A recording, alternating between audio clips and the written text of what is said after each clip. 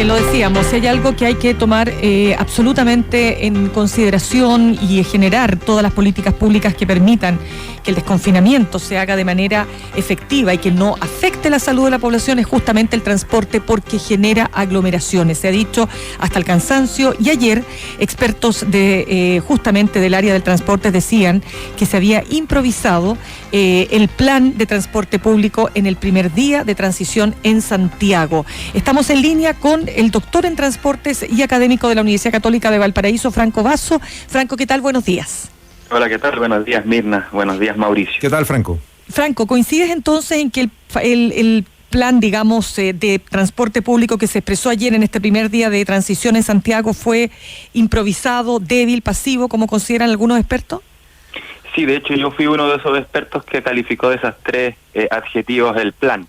Uh-huh. Lo que sucede es que nosotros tuvimos aproximadamente 2 meses en las cuales la ciudad estuvo absolutamente detenida, en las cuales el Ministerio de Salud estuvo 100% enfocado en contener la pandemia, y toda la gente estuvo trabajando en los hospitales con mucho esfuerzo.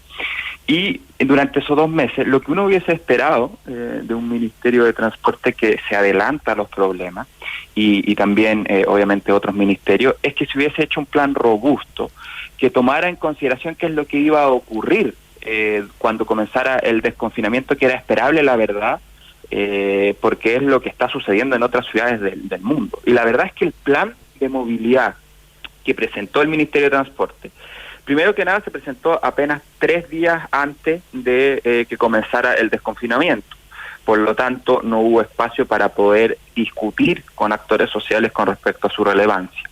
Y la verdad es que fue absolutamente insuficiente. Si bien hay ciertos puntos positivos, como el aumento de vía exclusiva, ese plan nunca ha tocado 2 puntos centrales, que son los que van a permitir, en definitiva, que la gente no vaya como sardina en las horas punta. Y esos dos temas que no se han tocado son: 1, aumento de la flota real. Fíjate que hoy en día tenemos estamos apenas rozando los buses que teníamos antes de la pandemia. Hay sectores en los cuales las frecuencias todavía no llegan siquiera a lo normal. Y evidentemente, cuando nosotros necesitamos que haya un distanciamiento de a lo muy menos 50 centímetros, idealmente 1 metro, dicen los expertos, evidentemente la misma flota que teníamos antes no va a ser suficiente. Y el segundo punto tiene que ver con el ingreso escalonado al trabajo. Fíjate que el Ministerio de Transporte con el Ministerio de Economía, cuando ya había comenzado el proceso de desconfinamiento, ya llevábamos más de 1 semana, recién se generaron las primeras reuniones con la CPC para comenzar a analizar qué es lo que se iba a hacer. Y la verdad es que no hemos tenido ninguna respuesta con respecto a cuál es el plan. No sé si alguien del gobierno me puede decir a quién le corresponde entrar a las 8, a quién le corresponde entrar a las 9, a quién le corresponde entrar a las 10. ¿Qué es lo que la gente y los empleadores necesitan saber? ¿Cuál es el orden en la cual se debe ingresar al trabajo para evitar aglomeraciones que pueden poner en riesgo la vida de las personas? Franco, justamente te iba a preguntar sobre eso último, porque uno ve, y aquí lo hemos comentado, mucho anuncio en cuanto a horarios diferidos, tanto para el trabajo como para más adelante las clases escolares, universitarias, pero uno ve que la autoridad habla de esto, pero no se ve ninguna ejecución. Entonces, yo no sé, corresponde a los alcaldes, es posible que un alcalde tome medidas de estas sin que el alcalde del lado no la tome también. Entonces, no tendría que ser algo coordinado entre todos los alcaldes a nivel de autoridad regional. Aquí no tenemos un alcalde mayor en el Gran Santiago, lamentablemente. ¿Cómo se dispone esto? ¿Hay ejemplos en otros países que estén funcionando, y especialmente ahora en concreto, a propósito de la pandemia, con horarios diferidos? ¿Han logrado implementarlo? ¿Hay alguna ciudad donde esto funcione? No, sin lugar a dudas, en varios países de Europa se han logrado diferir estos horarios a través de indicaciones mucho más precisas. La verdad, lo que uno hubiese esperado es que se generara un calendario en los cuales se indicara específicamente por rubro, a lo menos cuál es la recomendación del Estado que se necesita para poder avanzar en eso. Como esto no lo está haciendo el gobierno, yo he llamado a un grupo de expertos del Instituto de Sistemas Complejos de Ingeniería para tratar de hacer una propuesta. Hubiese sido interesante que esto mismo se planteara 2 meses antes, Pero como no se hizo, estoy intentando junto a algunos expertos de la Universidad Católica de Valparaíso y la Universidad Diego Portales, hacer una propuesta en base técnicas, y tampoco esto se trata de tirar las cosas al turún tuntún. O sea, uno tiene que tomar en consideración cómo es la red de transporte, dónde son los orígenes y los destinos de los distintos rubros, porque evidentemente no todos los rubros están ubicados en los distintos lugares de la ciudad. Por ejemplo, el sector financiero está mucho más enfocado en sectores de Las Condes, en Providencia. El rubro de la construcción, por ejemplo, está mucho más espaciado a lo largo de toda la ciudad. Entonces lo que estamos haciendo, y espero tener algún resultado durante esta o la próxima semana, es poder analizar, tomando en consideración las redes de transporte, tomando en consideración cuáles son los orígenes y destinos de los trabajos, poder hacer una calendarización propuesta que se pueda discutir rápidamente con los empresarios e implementar para que distintos rubros entren a distintos horarios, y lo mismo ocurra a la salida. También hay que tomar en consideración ciertos temas económicos. Evidentemente hay rubros que no pueden ingresar demasiado tarde y otros no demasiado temprano, por lo tanto es un problema no tan simple, es un problema complejo, pero que con técnicas de ingeniería se puede hacer, y uno hubiese esperado que esto se hubiese hecho durante los 2 meses en los cuales Santiago Antero estuvo detenido. Sí, conversamos a esta hora con el doctor en Transportes y académico de la Universidad Católica de Valparaíso, Franco Basso. Franco, pero mira, como observador también de las políticas públicas, me gustaría que nos dieras una opinión acerca de lo que también ha dicho, en este caso, el alcalde de Santiago, porque el alcalde, yo no me atrevería a decir que no es una persona que planifica, que es responsable, que mantuvo su comuna, imaginémonos cuántos días, ¿no? 150 días de confinamiento. Eso no lo resiste nadie. O sea, ya estábamos justamente comentando cómo en Argentina la gente ya sale a protestar porque ya está desesperada por el tema económico, por lo que significa el encierro, por lo que significa no generar recursos, etcétera. Entonces, te pregunto, ¿cómo ves tú esa combinación entre la buena gestión pública, el adelantarnos, el tener efectivamente una planificación robusta para que no pasen estas cosas, pero también respecto de la propia conducta de los ciudadanos? Porque por mucho que tengas buenas políticas, si los ciudadanos no respetan las medidas básicas, ¿no?, para no contagiarse, estamos en un problema, porque no puedes tener un policía por cada 10 metros, ni un fiscalizador. Entonces, te quiero preguntar ahí, ¿cómo pondrías tú ese equilibrio?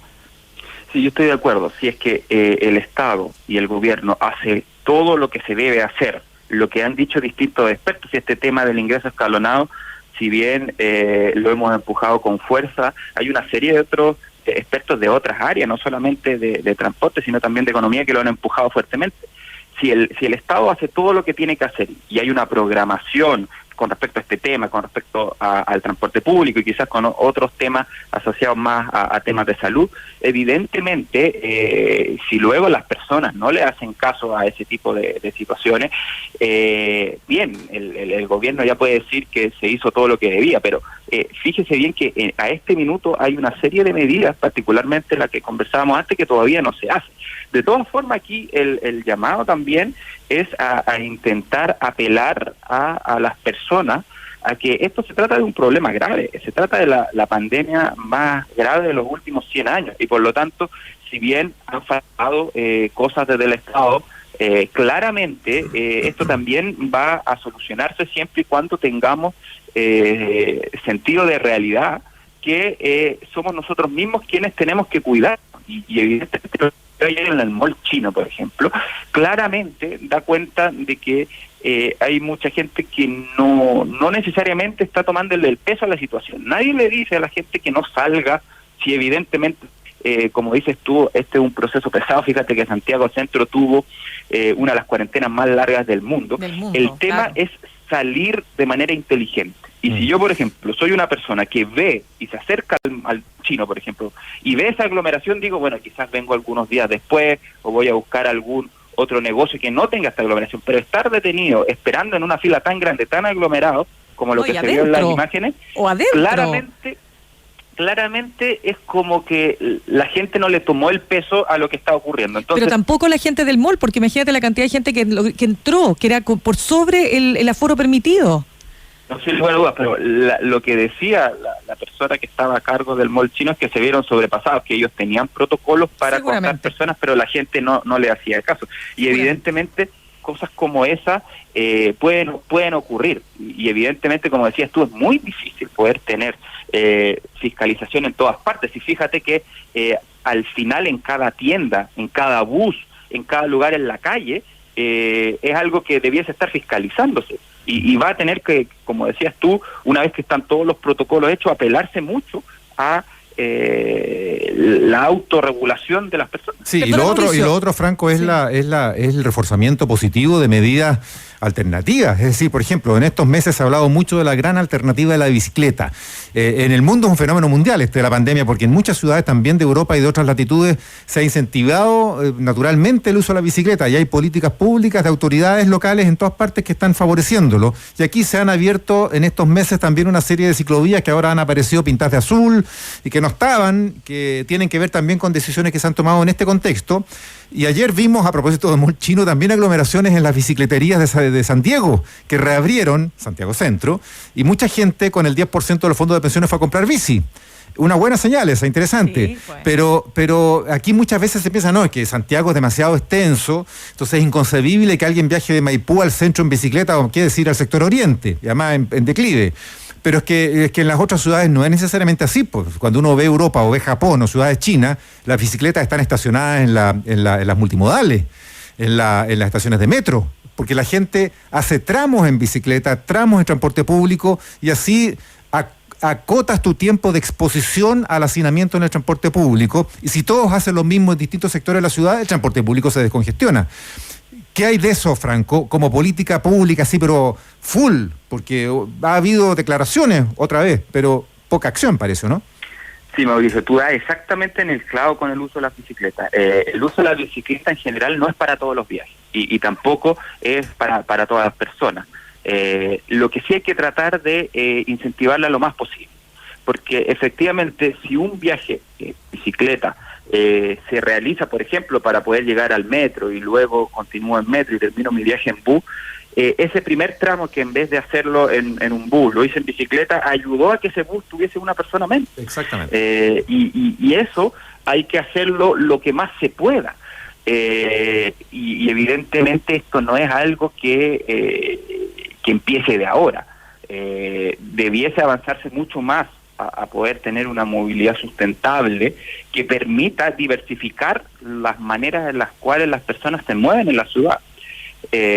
La clave, y yo creo que más aún después de esta pandemia, para el transporte va a ser la multimodalidad. Es decir, para un viaje yo voy a hacer la combinación de modos que más se acomode a ese viaje. Y en general lo que nosotros vemos actualmente es que las personas en realidad hacen sus viajes casi siempre de la misma manera. Es decir, los que tienen auto van en auto a todas partes. Los que no tienen auto tratan de ir en metro a todas partes. Pero no existe la idea de pensar, y en gran parte es porque no están las opciones, antes de hacer mi viaje, ¿qué es lo que me conviene más? A mí me conviene esta vez ir en auto, me conviene pedir un Uber, me conviene ir en bicicleta y luego tomar el bus. Y esa idea de multimodalidad que debiésemos ir incorporando todos, es decir, el viaje que voy a hacer ahora, ¿tengo que hacerlo como siempre lo hago o existe una opción mejor para mí, mejor para la ciudad? Esa idea de multimodalidad, esa idea de planificar, de pensar los viajes con distintos modos, es algo que tiene que tomarse en consideración, pero para eso, como bien decías tú, Mauricio, tienen que darse las opciones para que así pueda hacerse. Por ejemplo, se ha venido conversando hace mucho tiempo que debiese haber en todas las estaciones terminales del metro de Santiago estacionamientos muy grandes y a precios muy bajos. Y seguros. Por ejemplo, seguros, claro. Que la gente que viene de Chicureo, por ejemplo, a uno le gustaría que esa gente, en vez de que entre al sector excéntrico, deje su automóvil en estación Los Libertadores y luego pueda seguir en metro. O personas que viven en el alrededor de esa zona puedan ir en bicicleta a Los Libertadores y luego sigan en metro. Esa multimodalidad que ahora más que nunca se necesita para poder limitar el uso excesivo del automóvil, que muy posible va a comenzar a verse durante el segundo semestre, porque como hay gente que está comprando bicicletas con este 10%, también hay gente que está comprando automóviles, y esos automóviles en general van a ser más contaminantes, más viejos, y van a generar una congestión. Tenemos que pensar cómo evitamos que la ciudad se llene de automóviles más contaminantes. Y evidentemente la multimodalidad, promover la movilidad sustentable a través de ciclovías temporales, por lo menos mientras dure la pandemia, poder avanzar en pistas exclusivas solo bus para que haya una mayor frecuencia, ensanchar las veredas, algo tan simple. Fíjate que el modo de transporte más utilizado en Santiago es la caminata, y si tú analizas el uso del espacio que se le entrega a los peatones, es mucho menor que lo que se le entrega al automóvil. Por ejemplo, ayer la UST subió una fotografía en las cuales habían grandes aglomeraciones en las veredas de Santiago Centro, y al ladito de estas aglomeraciones habían unos automóviles estacionados durante horas. O sea, no es posible que por hacer que entre 5 y 10 automóviles que estén estacionados durante todo el día, tú achiques las veredas que se necesitan ahora más amplias que nunca. Lo que hay que avanzar es el limitar los estacionamientos en sectores céntricos, ensanchar las veredas, poner una ciclovía, y eso tiene que hacerse a través de plan que también ayuden a peatonalizar algunas calles. Esto se ha visto y ha sido muy exitoso en varios lugares, como en París, donde tenemos una alcaldesa que es muy pro movilidad sustentable. Yo participé, por ejemplo, ayer de una mesa de movilidad en la región de Valparaíso, donde se está promoviendo peatonalizar varios sectores céntricos de la ciudad de Valparaíso y de Viña del Mar. Y uno de los grandes problemas que hay con este tema de hacer peatonales las calles son justamente los comerciantes, porque los comerciantes creen que cuando se hacen las calles peatonales la gente no va a tener cómo llegar. Y la verdad es que la experiencia que se ha visto, particularmente en esta pandemia, es que las personas pueden llegar de manera más fácil. La gente ahora, si algo no quiere, es estar aglomerada, y tener calles peatonales en los cuales haya más espacio para las personas, se pueda también llegar en bicicleta, ayuda a los comerciantes, y eso es algo que como academia y como gente del gobierno tenemos que traspasar para que se pueda avanzar en hacer una ciudad que se adecue mejor a lo que va a requerir esta época post pandemia, en los cuales la multimodalidad, la bicicleta, la caminata van a ser modos de transporte tremendamente útiles, no solamente para las personas que lo usan, sino para la ciudad en su conjunto. Bien, pues queremos dar las gracias a Franco Vaso por este contacto con ADN Hoy. Muchas gracias, que estén muy bien y buenos días. Gracias, buenos días. 7:50 minutos. 7:50 minutos. ADN.